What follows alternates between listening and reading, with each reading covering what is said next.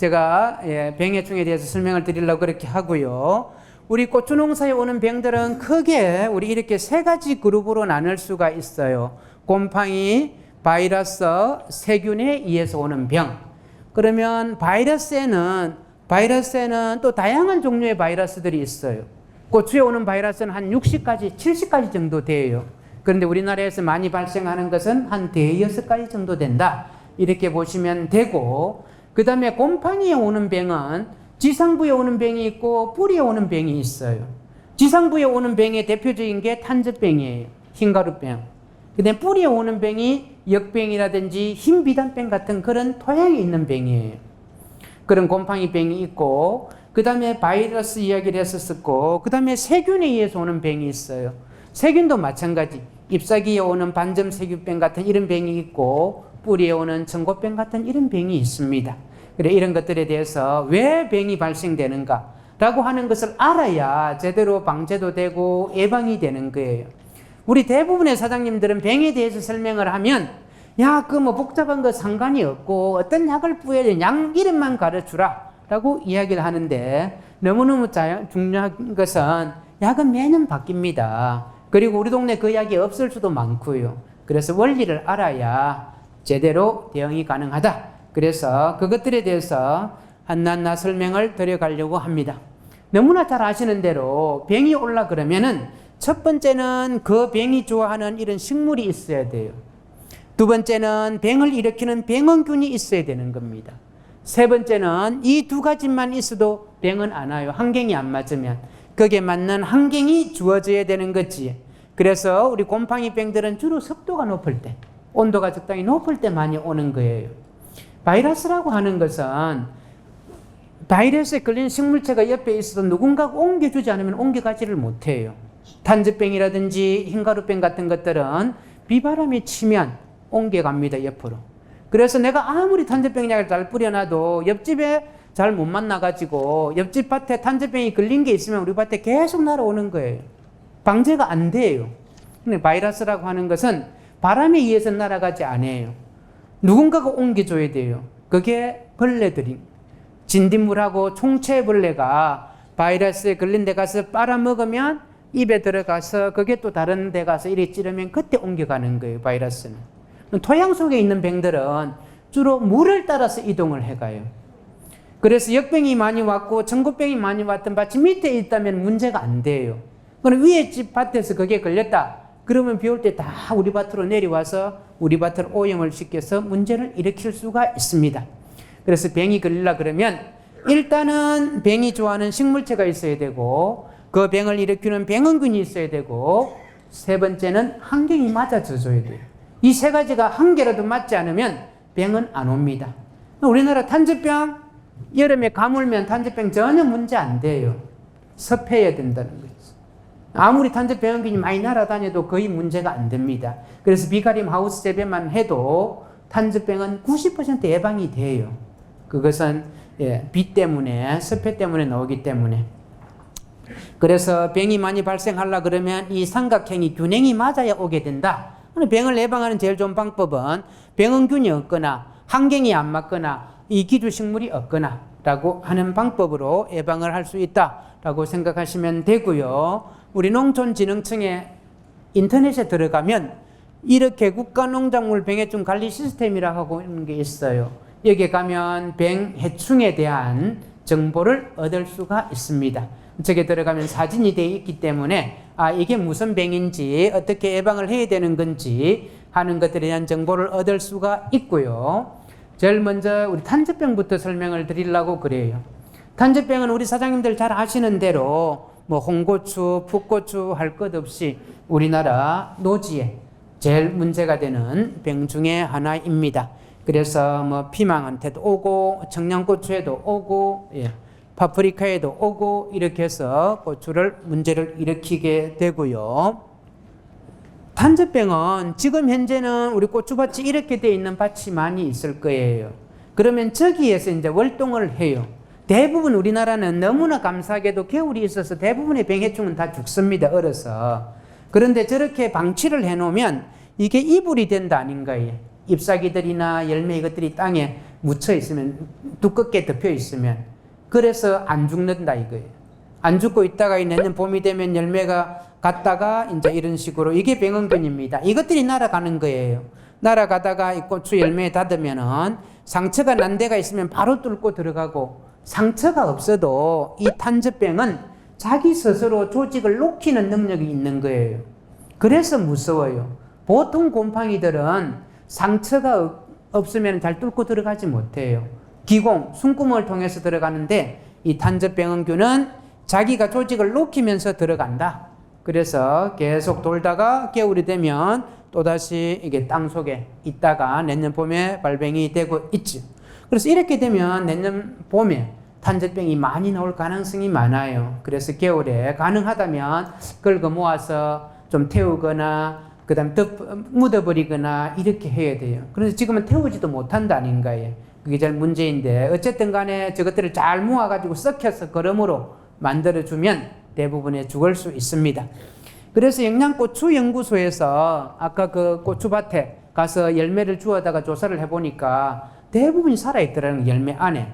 그것들이 이제 겉으로 나와 있는 것들은 대부분 죽겠지만, 이게 이불처럼 밑에 숨어 있는 데서는 탄저병원균이 살아있더라 라고 하는 조사 결과가 있습니다. 예? 그렇게 해도 이제 로터리 치면 안쪽 밑에 다 묻어버리면 괜찮을 텐데, 위로 나와 있는 부분은 좀 나올 수 있을 것이고요. 그래도 안 한 것보다는 훨씬 도움이 되겠지. 대부분이 묻힐 테니까요. 너무너무 중요한 질문입니다. 그래서 탄저병의 병원균의 특징은 온도가 한 30도씨 정도는 약간 더울 때 나오는 거예요. 그 다음에 더 중요한 거는 습도가 있어야 돼요. 온도가 높고 건조하고 햇빛이 잘 나면 탄저병은 문제가 거의 안 됩니다. 비가 와야 얘들이 열매에 아까 가서 달라붙어 가지고 거기에서 수분을 먹고 뻗어나가면서 뚫고 들어가게 되거든요. 그래서 그런 조건에서 탄저병이 잘 온다라고 생각하시면 되고, 병원균을 일으키는 것은 이런 거예요. 이것들이 이제 고추 열매를 뚫고 들어가요. 그 다음에 겨울에는 이렇게 두꺼운 옷을 입고 잠을 자고 있다라고 이렇게 생각하시면 돼요. 그래서 상당히 추워가지고는 잘 안 죽는다라고 이렇게 보시면 되고요. 고추 탄저병이 걸린 이 부분하고를 보면 이 부분에 미끈한 부분에는 탄저병원균이 약간 이렇게 붙어 있다라고 생각하시면 돼요. 그럼 이렇게 된 데는 약 한 번 뿌리면 다 100% 전멸입니다. 그런데 이 부분에는 탄저병원균이 이렇게 쌓여 있는 거예요. 저렇게 쌓여 있어서 이렇게 몇 겹으로 쌓여 있기 때문에 한 번 약씩 뿌려가지고는 다 안 죽는 거지. 그래서 30%만 살아남아 있어도 계속 옆으로 날아간다는 거예요. 그래서 제일 좋은 방법은 이 귀찮더라도 이 열매를 따내고 약을 뿌려야지, 이거 달아놓고 약 한 번 뿌려가지고는 돌아서면 또 나오는 거예요. 약효가 없어요. 그래, 비싼 약이 아니어서 약효가 없는 게 아니라 너무 병원균이 많아서 다 안 맞아서 안 죽었다라고 이렇게 이해하시면 돼요. 그래서 좀 귀찮지만 이렇게 한번 따내고 약을 한번 준다 그러면 약 3번, 4번은 뿌리는 것보다 효과적이에요. 예, 모든 병이 다 마찬가지입니다. 그리고 우리가 약을 주는 이유는 이게 있는 이것들이 상처가 회복되도록 주는 게 아니라 이게 있는 병원균이 다른 데로 못 날아가도록, 그래서 못 날아가도록 해서 건전한 것들이 병이 안 오도록 하기 위해서 약을 주는 것이지, 병 걸린 것들은 절대 회복 안 됩니다. 그래서 탄저병은 종류가 크게 4가지가 있다는 거예요. 모양이 이렇게 병원균의 모양이 있고, 그 다음에 이게 이제 탄저병원균이 이렇게 잎사귀에 떡 갖다 붙는다는가, 열매에. 그러면 공기 중에 있는 수분을 먹고 이래 가서 뿌리를 박는 거예요. 뿌리를 박고 난 다음에는 열매에 있는 수분을 먹고 영양분을 먹으면서 새끼를 치는 거예요. 그럼 새끼를 쳐놔놓으면 그때 비바람이 내리칠 때 옆으로 옮겨가요. 네. 그래서 이 애들은 비바람이 옮겨주는 거예요. 그러니까 옆집에서 탄저병 걸린 거 가만히 달아놔 놓으면 내가 아무리 약을 자주 쳐도 이 비바람 올 때 또 날아온단 말이에요. 옆집을 잘 만나야 돼요, 탄저병은. 그러니까 탄저병은 8월 중순에 가장 많이 나오더라. 5월부터 나오기 시작하는데 이때는 온도가 좀 낮아요. 그리고 아직까지 비가 안 와요. 그래서 별로 문제가 안 되다가 온도가 높고 비가 올 때 탄저병이 문제가 되더라 하는 것이고요. 그 다음에 탄저병에 걸린 고추에서 풋고추하고 이게 마른 고추에서 보니까 이것들이 온도가 10도씨, 일때는 한 12주 정도 살아있고 20도씨, 30도 되니까 한 6주 정도 살아있더라 하는 것이고, 풋고추에서는, 건고추에서는 4도, 10도, 20도일 때는 17주까지 그대로 안 죽고 말라있을 때는 살아있더라. 그 다음에 이제 온도가 높으니까 30도씨 정도 되니까 얘들이 잠을 깨서 움직이다가 죽는 것들이 많더라라고 하는 이런 결과가 있습니다. 그럼 이 탄저병을 어떻게 막을 것인가 라고 하는 이야기예요. 아까 사장님께서 질문을 해주셨었는데, 저항성 품종을 심는 게 제일 좋습니다. 그런데 저항성 품종이 완벽하지를 못해요. 그 다음에 그래서 이제 재배적인 방법이 같이 동원이 돼야 되는 거지. 아까 우리 고추밭에서 95%가 살아있었다 그랬다nin가요. 그래서 그대로 방치를 하고 약을 뿌리고 약을 안 뿌렸을 때 이렇게 많이 나오더라. 8월 22일 날 보니까. 그런데 그것들을 한번 싹 제거를 하고 약을 뿌려주니까 그래도 상당히 예방이 되더라 라고 하는 이런 연구 결과가 있고요. 두 번째는 제일 좋은 방법이에요. 비가림을 해주는 거예요. 비가림을 해주면 이렇게 방제가가 반 비가림만 해도 골피복하고 비가림 안 한 데는 이만큼밖에 방제가 안 됐는데 90% 이상 방제가 되더라 하는 이런 이야기예요. 그래서 비가림은 이 정도만 해줘도 상당히 도움이 됐다는 거예요. 그런데 이것들은 사실 별로 도움이 적게 될 것 같아요. 옆에 비바람이 치면 다 날아오니까. 그래도 많이 도움이 된다는 거예요. 비를 가려주기만 하면.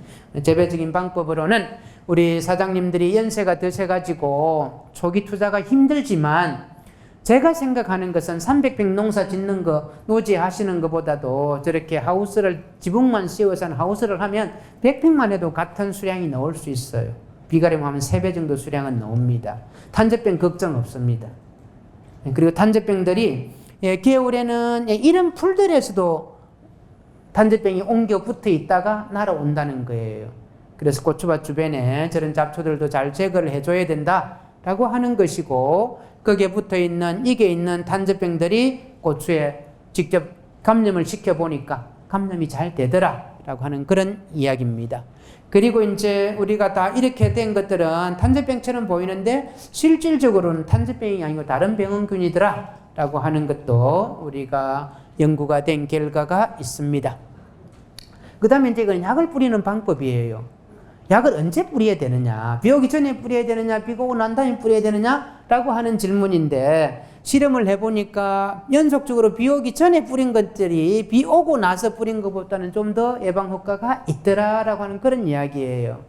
그래서 이거는 어떻게 생각하시면 되느냐 하면, 우리가 이제 탄저병이 발생될 때는 탄저병균들이 온통 고추밭에 날아다니고 있거든요. 그런데 아까 제가 말씀드렸다nin가요. 비가 안 오면, 습도가 없으면 날아다니도 문제가 안 돼요. 그런데 비가 오면 그때서 이제 달라붙어가 막 뚫고 들어가거든요.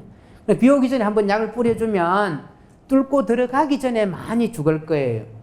그 다음에 비가 오고 난 다음에 이제 많이 아까 본 것처럼 뚫고 들어가려고 막 움직인다는 거예요. 그때 약을 쳐주면 또 많이 잡혀요. 그래서 비 오기 전후에 약을 뿌려주시는 게 좋고, 약을 뿌리는 건 비 오기 전에 뿌려주는 게 좀 더 효과적이더라 하는 결과입니다. 참고를 하시면 될 것 같고요. 그 다음에 이게 제일 중요한 그림이에요. 이게 이제 충북대학에서 실험한 결과인데, 우리가 보통 4월 하순 5월 초에 고추를 심는다는 거예요. 그러고 나면 6월 초, 6월 10일까지 탄저병은 눈에 안 보여요. 절대 눈에 안 보입니다. 그런데 탄저병은 이미 날아다니고 있어요.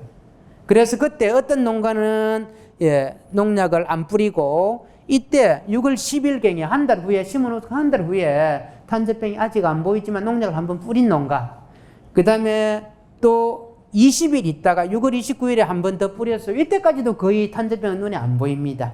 그렇지만 약을 한 번 더 뿌렸어요. 이 집은 아직까지 탄저병이 문제가 안 되니까 안 뿌리고, 그 다음에 이제 탄저병이 막 나오려고 할 때, 이때 이제 또 한 번 더 뿌린 게 20일 있다가, 그때가 7월 19일 날 뿌렸어요. 그래서 7월 20일 되니까 막 탄저병이 나오기 시작하는 거예요. 그때 약을 뿌리니까 예방이 90% 방제가 되더라는 거지. 그런데 한 농가는 뭐 탄저병 눈에 안 보이니까 가만히 있다가 나오고 난 다음에 뿌리니까 방제 효과가 10%밖에 안 되는 거예요. 그래서 우리가 이때 나오고 나서 이때 시작해가지고 일주일에 막 2번, 3번 뿌려 별로 안 잡힌다는 거지. 그래서 심어놓고 한 달 후부터 한 20일 간격으로 예방 위주로 한 번씩 뿌려놔주면 갑자기 탄저병이 와가지고 망간 이런 일은 없다. 이렇게 생각을 하시면 될 것 같아요. 그래서 농약을 뿌릴 때도 예방 위주로 뿌려줘야 된다라고 하는 것이고요. 최근에 우리 이제 친환경에 대한 관심이 너무 많고 너무 중요한 이야기인데 탄저병 때문에 친환경을 해봤었어요. 농약을 안 하고 하니까 뭐 8월 초까지는 별로 차이가 없어요. 10%니까. 그런데 예방적으로 꾸준히 약을 뿌리니까 뭐 거의 90% 방제가 되는데 약을 아예 안 뿌렸더니만 8월 말 되니까 100% 걸려버리더라. 그래서 고추 탄저병은 유기농이 좀 힘들 것 같다라고 이렇게 생각을 하시면 좋을 것 같아요. 그래서 이제 약을 뿌려야 될 때는 약을 골라야 될 것 아닌가요? 우리 아까 PLS를 설명하시면서 약 종류가 이름은 달라도 같은 약이라고 했던 게 아까 에이팜인가 뭐 그거 몇 가지 됐다 아닌가요? 그래서 그걸 잘 판단할 줄 알아야 돼요. 대부분의 사장님들이 아시겠지만 우리 농약은 크게 살균제, 살충제, 제초제고 구분이 된다 아닌가요? 이게 살균제는 분홍색 뚜껑이고 살충제는 파란색 뚜껑이고 제초제는 노란색으로 되어 있어요. 그 다음에 거기에서 우리가 약 종류를 판단할 때 아까도 설명을 했었는데 이게 너무 글자가 작아서 잘 안 보이는 거예요. 그래서 약을 구분하는 종류를 구분하도록 이게다 다 붙여놨어요. 가나다라 1, 2, 3, 4 A, B, C, D 이렇게 표시가 되어 있거든요. 이 말이 무슨 말이냐 하면 가, 나, 다 하면 가 그룹, 나 그룹, 다 그룹. 가 안에 똑같은 종류의 약들이 여러 가지가 있어요. 나 안에도 똑같이 많이 있어요. 그런데 다른 약이라고 이름이 들은 개똥이, 새똥이라고 되어 있다고 해서 같은 나 그룹이면, 같은 가 그룹이면 같은 약이다 이런 뜻이에요. 그래서 약을 샀으면, 탄저병 약에 가를 한 가지 샀으면 나를 사거나 다를 사라 이런 뜻이에요. 그것을 이게 표시해 놨다는 거예요. 이거는 지금 다에 이렇게 붙어 있네. 살충제는 이게 1, 2, 3, 4로 구분이 되어 있어요. 제초제는 A, B, C, D로 구분이 되어 있어요.